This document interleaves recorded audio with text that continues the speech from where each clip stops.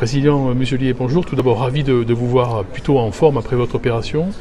Président, il y a deux séquences électorales qui vont démarrer. L'une a démarré, ce sont les européennes. On parlera ensuite des municipales. Votre vision et vos ambitions pour ces élections européennes? Pour les ambitions pour les européennes, je souhaite que le débat soit qu'on parle bien de l'Europe. Vous avez plusieurs camps qui s'affrontent. Vous avez globalement l'extrême droite qui voulait le Frexit, qui voulait le Brexit, qui a été financé par la Russie, qui ne condamne jamais la Russie. Et donc ce sont les autocrates. Et puis vous avez les pro-européens, qui soient pour certains de la droite ou ce qu'il en reste, pour ceux qui sont dans le clan de M. Macron ou dans le sud de gauche. Ce que je souhaite, c'est qu'au lendemain des européennes, la majorité des Français votent pour les pro-européens. Parce que nous sommes dans un contexte international absolument incroyable. On a les Russes qui font la guerre. On voit bien la difficulté avec ces attentats en Israël et le Hamas en Palestine, où c'est les démocraties qui sont attaquées.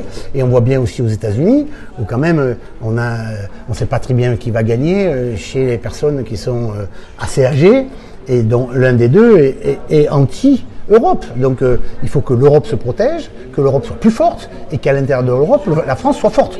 Et donc là-dedans, il faut donc être dans le camp des pro-européens.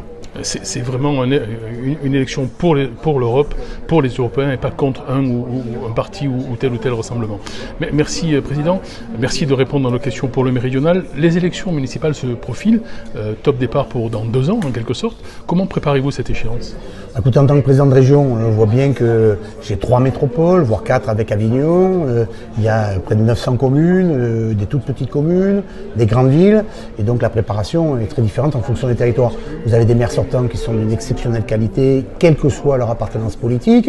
Vous en avez qui sont contre tout le temps et avec qui on ne peut pas travailler. Donc ça, je vais faire très attention de faire en sorte que ceux qui sont des gens raisonnables, républicains, qui veulent faire sans la commune, on avance. Puis après, derrière, vous êtes le méridional, vous avez Marseille en ligne de mire. Et donc à Marseille, écoutez, vous avez une ville qui dysfonctionne de H à Z, qui perd les sous de l'Europe, qui perd les sous de l'État, qui est toquée au tribunal administratif. Et je souhaite que se rassemble une équipe, quelle que soit son orientation politique, mais collective, au profit de Marseille, des Marseillais, de son avenir. Merci, Président.